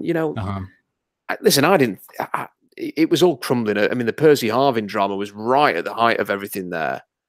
And that was a team that was threatening to implode. Mm-hmm. But let's not make any. They had depth, they had quality, and as soon as they got it rolling, you just thought, wow, they had a chance. You just knew they had a chance right from that Arizona game. Well, from when they beat Arizona and went on the winning run to win out and get to the Super Bowl, you just knew there was a chance. We're a million miles away from that now. So you knew there was a chance on November 23rd of that season. Before that, you didn't know there was a chance. Well, it wasn't going that way. But we're talking about two very different. I mean, we didn't think there was a chance. That we all thought in week 1 there was a great chance, because we were on the brink of a dynasty. We all thought, and then the Percy Harvin drama and is Marshawn getting on the bus for the St. Louis game, and all of that stuff was what really made us all question whether it was going to happen that year. But then as soon as they got back on track, it was like, yeah, they've got a chance. Mm-hmm. I mean, we're not talking about a team that is absolutely deep and rich in talent and was a big fancied team before the season that's just happens to have hit a little bit of a distraction here, like the Percy Harvin thing. We're talking about a team that's in transition. Mm-hmm. Yeah, I mean, do you think that, I'm not sitting here and saying the Seahawks are the favorites for the Super Bowl. Not crazy. I mean, that. And I know that, like, at the same time, you've followed football very closely, very smart football mind. And which teams that, like, oh yeah, there's so many examples of teams that have not hit their stride until December and made it that far, based on, the Philadelphia Eagles. It's just, there's going to be those pieces in place. And I think for me, the only thing that the things that matter in the NFL are, do you have a quarterback and can you stop the quarterback? We know the Seahawks have a quarterback. That's undeniable. So when you put up any other team like the Tampa Bay Buccaneers, I mean, even the Carolina Panthers, I'm sorry. I mean, I know Cam Newton went to but he's a beatable playoff quarterback. Carson Wentz has never, won a playoff game. We don't know anything about Carson Wentz. Washington with Alex Smith and Chicago with Mitchell Trubisky. These are the 2-1 teams that I'm going over here, that are 2-1. The Saints have the worst defense in the NFL again. But I still think the Saints have an opportunity, of course, to go to the Super Bowl because they have a quarterback. Drew Brees is a guy that I can put some faith into. And I think maybe their defense will get better. The New England Patriots last year, and the New England Patriots are 1-2. Nobody's going to write them off because they say, yeah, you got Tom Brady and Bill Belichick. And the Patriots have looked terrible to open years and then made adjustments. So at the very least, I can respect the fact that maybe the Seahawks, given the talent personnel that they do have with Bobby Wagner, Earl Thomas, Frank Clark on defense, 3 levels, and Russell Wilson on offense, perhaps getting back, Doug Baldwin, maybe running the ball better. But most of all, it's just like the Seahawks have a quarterback. So if they get to the playoffs, I like that about them. The problem for the Seahawks, and this, is that they don't have very much of a pass rush, and that's going to be a problem unless Deion Jordan suddenly and miraculously gets healthy, or Quentin Jefferson changes, who he is as a player, or Rasheem Green matures immensely. That's going to be a big issue, is that the Seahawks don't have a pass rush. But on the positive side, with Earl Thomas and Bradley McDougald and Shaquille Griffin and Justin Coleman, I have at least some hope, just like we saw this week, then maybe they'll start to get some coverage sacks and do a better job in that regard, or at least, keep forcing turnovers at this rate. If they force turnovers at this rate, they're going to have a chance for sure. Well, yeah, I mean, for me, there's more issues than just the pass rush is an issue because they just don't have the chops there. They don't have the 2 or 3 rushes that they've had in the past. They don't have a great interior rusher. They don't have a game record that can sometimes compensate for lack of depth on the D-line. They don't have a Khalil Mack or a JJ Watt. So that's an issue. There are other issues, though. I mean, they're an injury away from being really exposed at cornerback. I mean, and all great credit to Trey Flowers, but they've lost Byron Maxwell, they lost Dante Johnson, they're on Trey Flowers. He missed a game last. I mean, they're really down to their third choice cornerback, aren't they? Let's be honest. I mean, I don't think they ever came into the season thinking Trey Flowers was going to start. It's nice that he's had a decent start, but they're down on the depth chart there. And then you look at other positions where, Bobby and KJ have had injuries, and Kendricks could get suspended this week for the rest of the season. And, when they don't have Bobby and KJ, they've really struggled. And when they've not been healthy and they've played, they've really struggled. And then you look at the offense and they don't really have an X factor in the passing game. And yet the running game it was great to see them commit to it the other day. But then we only saw 2 weeks ago that Pete Carroll's very willing to tell his offensive coordinator to throw the ball downfield to start a half and get out of sort of get out of whack and of what they want to do. I mean, listen, I really respect Russell Wilson, and the Seahawks do have a quarterback, and they do have some nice pieces. They've got some very good players. Bobby Wagner is the best middle linebacker in the game. Earl Thomas may well be the best safety in the game. I'm struggling to think of anybody who's better than him. So they've got players who are genuinely the middle linebacker and the safety might be the 2 best positional players in the league. Russell Wilson's a top 6-7 quarterback in the league. They've got some pieces there, but I find that depth is so important. And the Eagles did have some depth last year. And I think the Seahawks, when they've been at the best, they've been able to rotate the D-line, for example. Or let me ask you just one team. Like if there's just a 1-to-1, just in terms of where the Seahawks rank in the NFC, why are the Vikings better than the Seahawks? Oh, I mean, they've got tremendous depth. Remember, Everson Griffin is MIA. Yeah, Everson. Yeah, Everson. Hopefully he's going to be okay. But apart from that, they've got interior rushers, they've got edge rushers, they've got great talent at cornerback and safety. Proven players. Their linebackers are exceptional. On offense, I'm a big Kirk Cousins fan. Better than Russell Wilson? No. Wow. No, I said no. Okay. Well, I'm surprised that it's a toss up. I mean, as first, at least I didn't think about it. No, I don't, yeah. Well, I think it warranted a consideration. Okay. But I've said no. I think that their running game, if I think it's the worst in the NFL. Yeah, Dalvin Cook's been hurt. You know, He was had 3 yards per carry. I think Seattle's offensive line is better than Minnesota's. But then I think Minnesota have probably the better receivers, and they've got a very good pass catching tight end. Stephon Diggs is a very, very good player. I think Mike Zimmer is almost the complete opposite to Pete Carroll in that he is the complete opposite as a coaching style. But the one thing that Zimmer does is he never gets out. He's Mr. Consistency. He will stick to his vision without any doubt whatsoever. He's never going to come out and say, actually, let's throw it downfield instead of running it. He's never going to do that. And I do think that, I find it very hard to say that the Vikings are, the Seahawks are better than the Vikings. It doesn't mean that if the Seahawks played the Vikings, could they win the game? Yes. Yes. Well, yeah, it's not about whether or not. Yeah, anybody can win. Obviously the Bills just beat the Vikings. If the Vikings played the Seahawks 10 times in Minnesota, I'd think that the Vikings would win at least 8 games. Well, it's just. When the results have come out, and we have 3 games of results, we have 3 weeks of results, so we know what the results are. The results say that the Vikings, they won at home against the San Francisco 49ers team, and with or without Jimmy, even with Jimmy Garoppolo, they were not that good of a team. And I think people will never admit that because now they'll just blame it on Garoppolo's injury. But they were never that good of a team, even with Jimmy Garoppolo. And they've turned it over 4 times, and the Vikings won 24-16. And then they tied the Green Bay Packers. And in that game, they didn't force any turnovers. They rushed for 68 yards. They rushed for 68 yards in 5 quarters. And then they go home and they play the Buffalo Bills at home, and they lose 27-6 to Josh Allen. Again, 3 turnovers, no turnovers forced. The results say that the Vikings, I'm sure that in all the numbers, DVOA and stuff, the Vikings will rank lower than the Seahawks. Maybe. I guess I'm not sure, but losing by 21 points to a Buffalo Bills at home is probably not going to look good on the resume.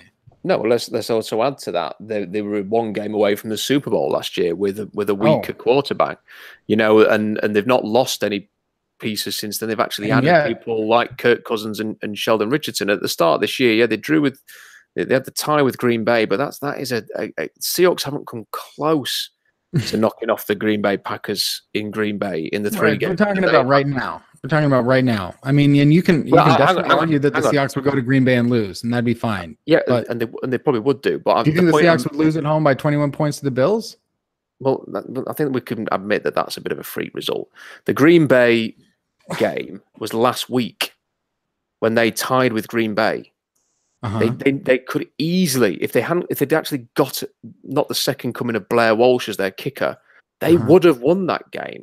The Seahawks have not come close to beating Green Bay over the years, and Minnesota were that close to doing it. I also think Green Bay is not a very good team right now. Well, maybe so, but I don't think the Seahawks would beat Green Bay right now, and the Minnesota Vikings came very close.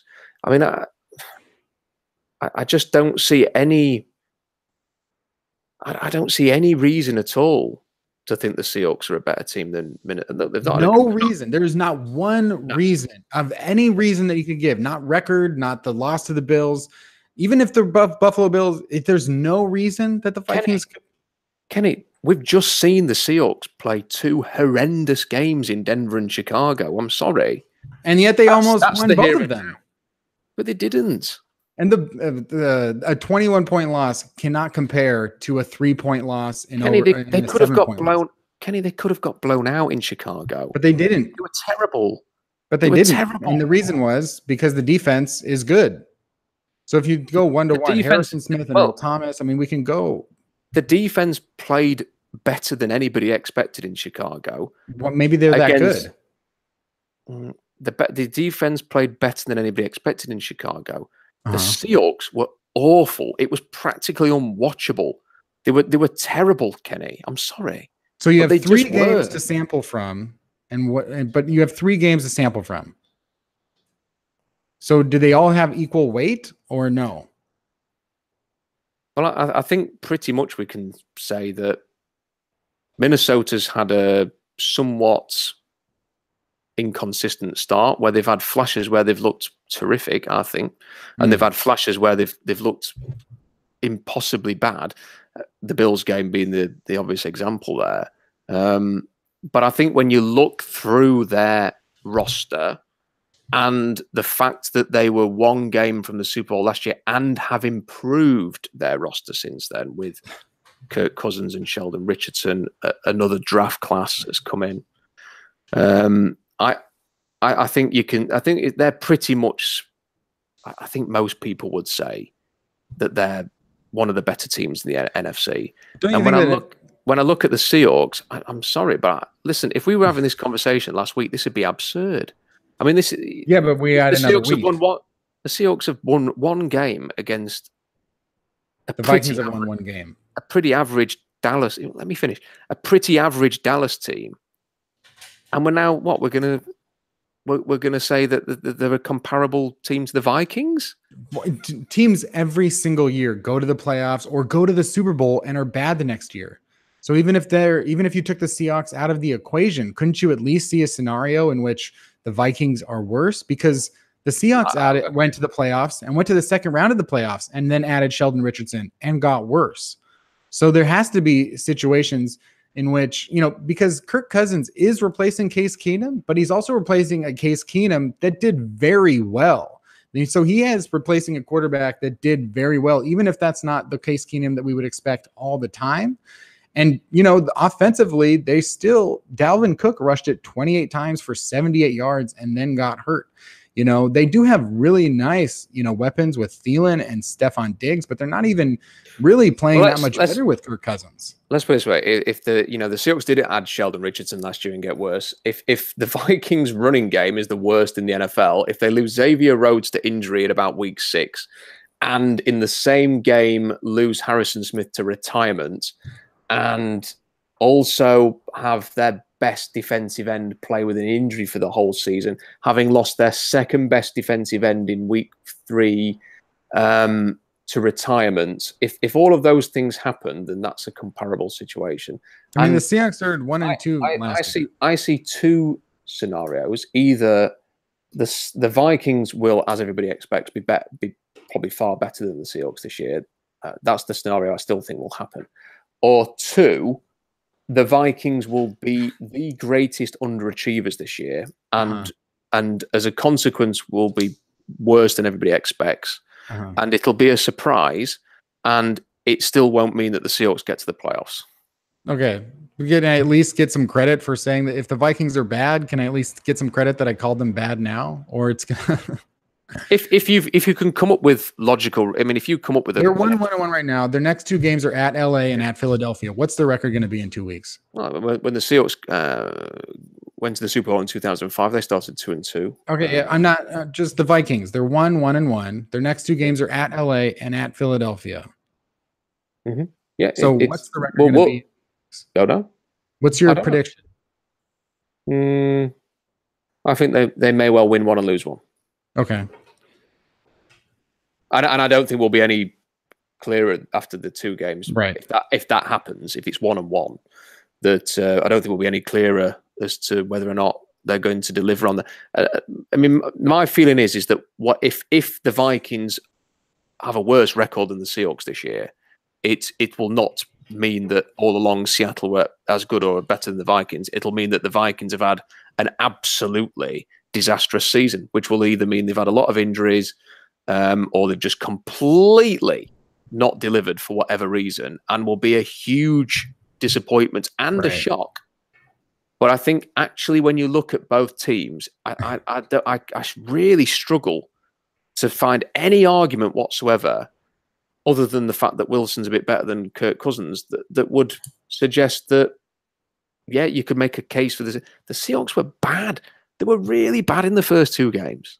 They just were. I mean, the Vikings were really bad this week. They were really bad. They were the worst team in the NFL this week. And the week before, they nearly beat the Packers in Lambeau, which is never an easy thing to do. And this week, the Seahawks beat the Cowboys. I mean, we can go Cowboys 1-1. The Cowboys, no, because you can't compare beating Dallas in your home opener with Dak Prescott and I can compare that to beating the San Francisco 49ers in your home opener.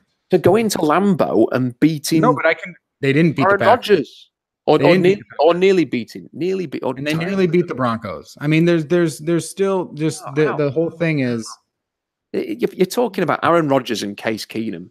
The Packers, I mean, Aaron Rodgers, they're not playing that well. The Packers haven't played well all season long. I mean, it's very clear that their own holes are showing up on defense. And Aaron Rodgers is not putting up like crazy numbers anymore. Rodgers was a magician in week 1. I mean, it's one of the. He was just unbelievable, and I agree. I think he's the best quarterback in the NFL. And I think like the Vikings are totally capable of going in and beating any team because they do have talented players all over the roster. I think the Seahawks are totally capable of going in and beating any team because they also have talented players. They have a talented quarterback, a talented line. They have the best middle linebacker in the NFL. They have the best free safety in the NFL. But I've never argued that they can't beat any team. I mean, they beat New England. Right. And I'm just comparing the Seahawks to the Vikings in that same respect. I am not saying that the Seahawks can't beat any team in any venue, whatever. Of course they can. Look, there's a few teams that could do that. The Chargers could. I mean, there's a few teams that are capable of beating anybody on their day. I mean, that's not a select group. Exactly. But there's a difference between saying the Seahawks are good enough to beat anybody on any given Sunday and saying the Seahawks are good enough to compete for the playoffs and the Super Bowl. We're just talking. But we're just talking about. You're talking about consistency there.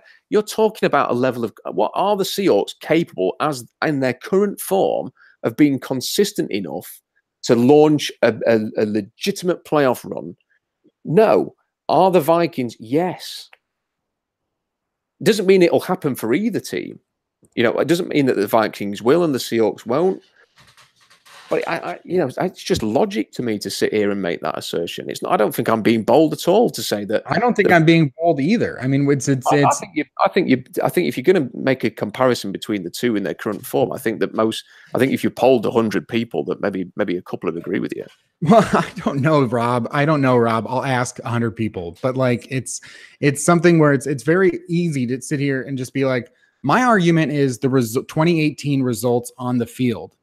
And comparing quarterback to quarterback, running back to running back, offensive line to offensive line, safeties to safeties, cornerbacks to cornerbacks, linebackers to linebackers, you're going to find those areas. Sometimes they'll match up. Sometimes the Vikings will have an advantage, and sometimes the Seahawks will have an advantage. And their season results in 2018, the games that they've played are very comparable. And I don't think that you can pull out an argument that is within the vacuum of what has happened this season and say the Vikings are clearly better. If you use the stats, the results, what is the argument? I've made the argument. I mean, that they've got better depth.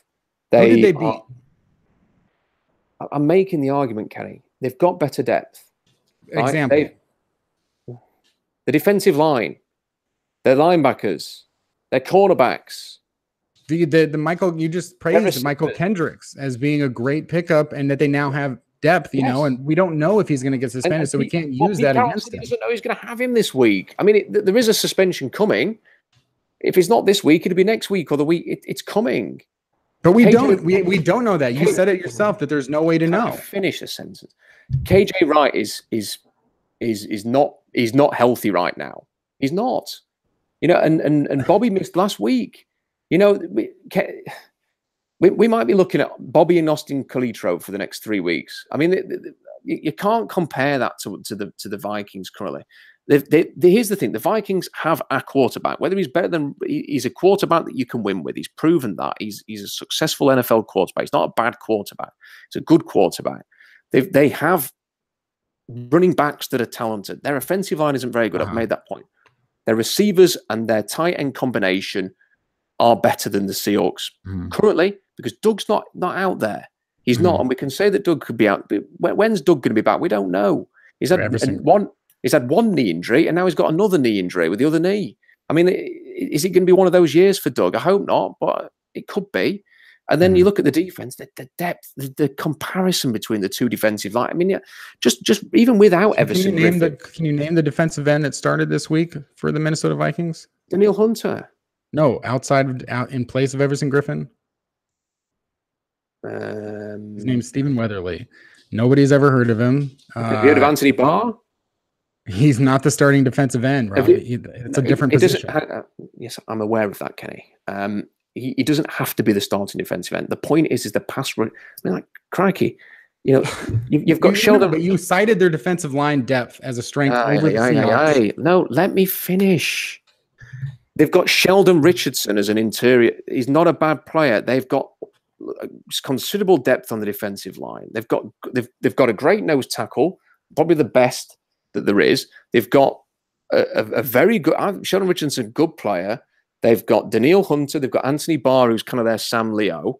They've got Everson Griffin when he's available. How can we compare that to? Come on, Kenny. To Frank. The Seahawks have Deion Jordan when he's available. Deion Jordan. Come on. I don't know what that's supposed to mean when he's available. How can losing a player for the Seahawks be something that we must account for, but losing a player on the Vikings is something that doesn't account for? Are you seriously telling me that you think that Deion Jordan... No, I'm asking... No, it has nothing to do with Deion Jordan. It's why that an absence on the Vikings doesn't matter, but an absence on the Seahawks does. It doesn't... Forget that. Right, so you said that that it was depth that was the most. These are the players that Seahawks have on their defensive line: Frank Clark, Jaron Reed, Jamar Stephen, and Deion Jordan. Right, let's say that's the four. Here's Minnesota's four. Is it Linval Joseph, the nose tackle? You've got Sheldon, you've got Danielle Hunter. And then Everson Griffin with Anthony Barr roaring off the edge, and then the Seahawks get Bakevious Mingo. You can't tell me that they're the similar. There is no Everson Griffin. He's in the hospital getting treatment. Fine. Then put whoever else there. It's still better. Exactly. It's still better. You might be right, but you said it was depth. I am right. You didn't say it was the starting line. You said the big thing is that they have depth, and nobody knows who Stephen Weatherly was, so it wasn't really a depth issue.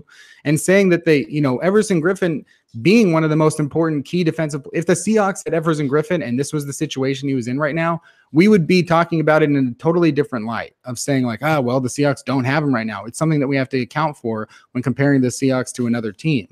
So if the Vikings are starting Stephen Weatherly instead of Everson Griffin, we have to say that it's Danielle Hunter, Sheldon Richardson, Linval Joseph, and Stephen Weatherly. And then you can compare that to Frank Clark, Jaron Let's Reed, compare Jamar it. It's still better. Jefferson. And you could say that, but we were talking about whether or not depth. So that's one unit.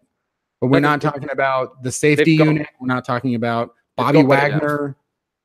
They've got a deeper defensive line. They have. But you can't name any of them. I just did. Who are the backups? The backups. That's what deep means, right? They've got deep. To me, means you've got a volume of people that are really good. You cannot say so. They lose. All right. So the guy you're saying Stephen Weatherly is not that well known. Okay. So he comes in for Everson Griffin. Yeah, he had a sack this week. I mean, what does that prove based on, the fact that we can all agree that I'm looking at the list now, right?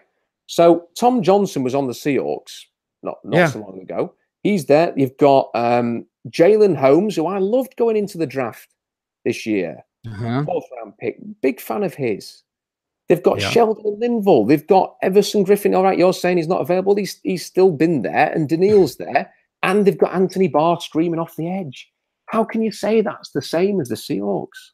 I never did, Rob. I'm just asking you to clarify what you meant by the fact that the Vikings had better depth, but I've just run through it for you. Includes backups. I've just run through it for you. They're talented in terms. They're deeper in terms of numbers and in terms of talent. It's an exasperating argument that I'm having to sit here. It's weird that they're not playing like a team that's better than the Seahawks then, isn't it? Well, whatever. Yeah, whatever. Kenny, the Vikings are better than the Seahawks. Based on no evidence. No, based on they just aren't. The roster is better. The roster is better. For the Bills game, you've still got the fact that they handled San Francisco and nearly beat Rodgers and Green Bay in Lambeau. The Bills game is a clear look. That Bills game shocked the world. They were 17.5-point favorites. It was a freak result. I bet if they played 100 times 99, that wouldn't happen. I mean, it was an absolute stunner. It's probably the biggest upset I can't think of a bigger upset than that. Can you? I know that when teams get upset like that, they typically tend to be less powerful than teams that people thought they were. It could be indicative of a Vikings team that is set to wildly disappoint everybody this year. But crikey, I mean, come on. I mean, we can't start compare. The Seahawks were rubbish in the first 2 weeks, and they've beaten Dallas at home. Perspective. Yeah. I mean, teams are a little bit different now after 3 games than we thought they were going to be at the beginning of the season. That's something that, we can all take account for, that, nobody expected the Dolphins to have a 2-game lead on the Patriots. So wherever we thought the Vikings were, I just would rather, evaluate sort of all of those things and say, yeah, if you had asked me 3 weeks ago, are the Vikings better than the Seahawks? It's very obvious, I think, that the Vikings looked like they could be the best team in the NFC with the defense that they had last year and changing out, Case Keenum for Kirk Cousins and getting Dalvin Cook back. But what I didn't expect is that Dalvin Cook hasn't played well at all. And, being injured, we have to account for the fact that, he's not out there. So they're back with Latavius Murray. And I have to account for the fact that Kirk Cousins, a quarterback who many times in Washington didn't look like all that good and other times looked very good. So he's a very inconsistent quarterback, may just be a very inconsistent quarterback that, the reason that he never made the playoffs or won a playoff game, for Washington, is that he just, wasn't that good. And, I have to account for Everson Griffin's absence and say that's a pretty big blow. And, hopefully he's healthy and he mentally and he comes back and, he's the guy that everyone, would want him to be, and that he's just in a good state of mind. But as a football team, they don't have one of their top 3 players right now. And I think Sheldon Richardson is playing very well, and that's a very huge addition for them right now. But also just, thinking of the fact that, for whatever reason, they just looked like shit at home against the Buffalo Bills, a team that even after the win is still ranked dead last in DVOA. And, that's the same thing, if the Seahawks go to Arizona this week and lose to the Cardinals, a team that is probably just as bad as the Buffalo, then it's like, okay, there we go. The Seahawks are pretty bad.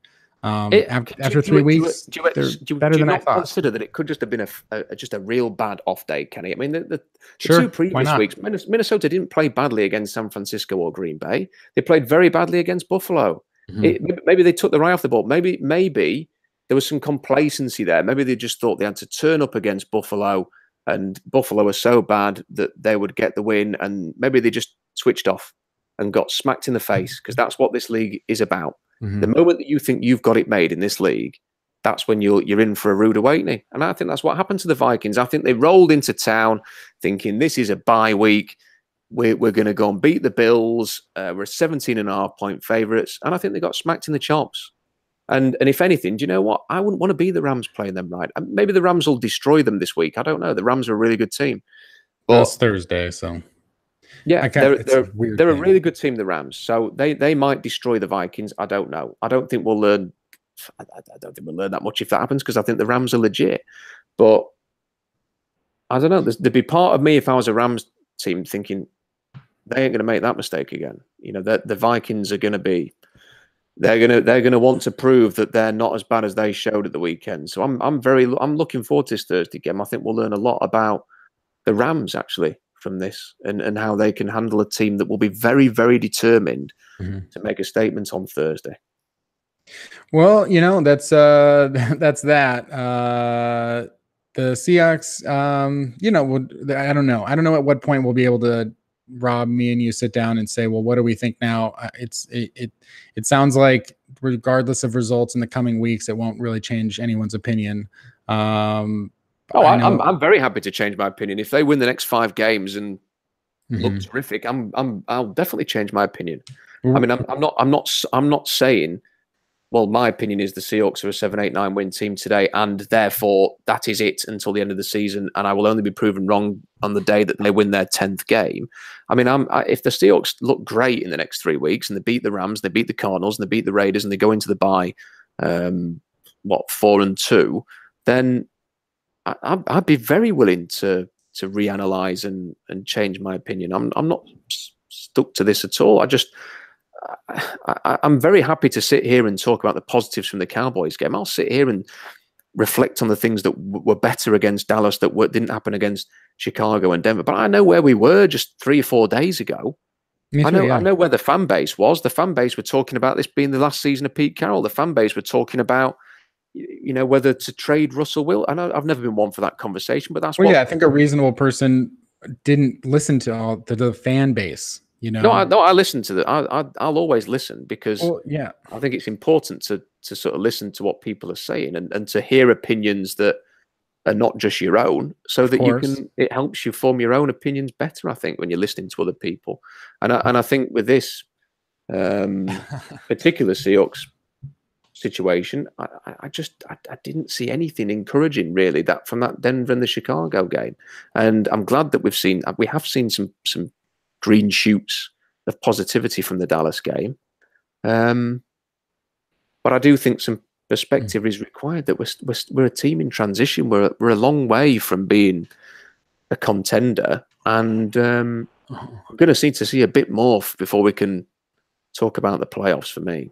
Well, fortunately for the Seahawks, they lose their first 2 games. Fortunately for them, they're 14th in DVOA, doing something right on the field in terms of some of those advanced stats to keep up in the top half of the league in DVOA, regardless, in spite of losing those games, maybe because they kept the scores close, forced turnovers, easily beat the Dallas Cowboys. Maybe that keeps them at 14 ahead of, some other notable teams. And that's something, at least to maybe build on and see if they can get better. Because even in those 2012, not in 2013, they did pretty well the whole time, but even in 2012, 2014, 2015, 2016, I think at least 2012, 2014, and 2015, they started out, I think midway through the year, they were somewhere in the middle of the pack in DVOA and then finished all those years number 1. So, at least there's something to, I think it could be a lot worse. There,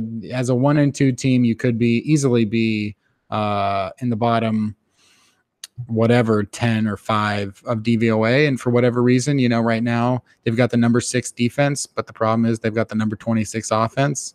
And that's something that I think also, they're doing a little bit better on special teams. And I think that helps with Michael Dixon and the coverage there. So before we wrap up, Rob, I know if there was anything you want to touch in, a couple players or in terms of the 2019 draft and the college football season. We haven't really talked about any of the college football season, but I know you're excited about some of the guys out there to watch for. So what would you like the folks out there to know?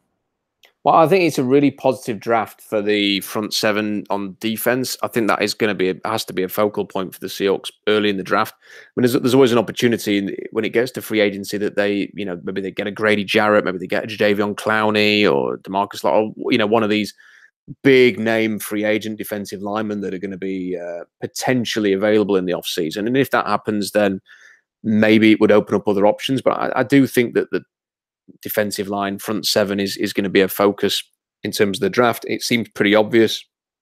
I think they do plan very well, the Seahawks, to sort of set their needs up to fit a draft. And last year was a draft for running backs, and they tapped into that. And when it was the draft for the receivers in 2014, they drafted Paul Richardson, and this is a draft for front 7 defensive linemen and linebackers. So I think they're probably setting up for that as well.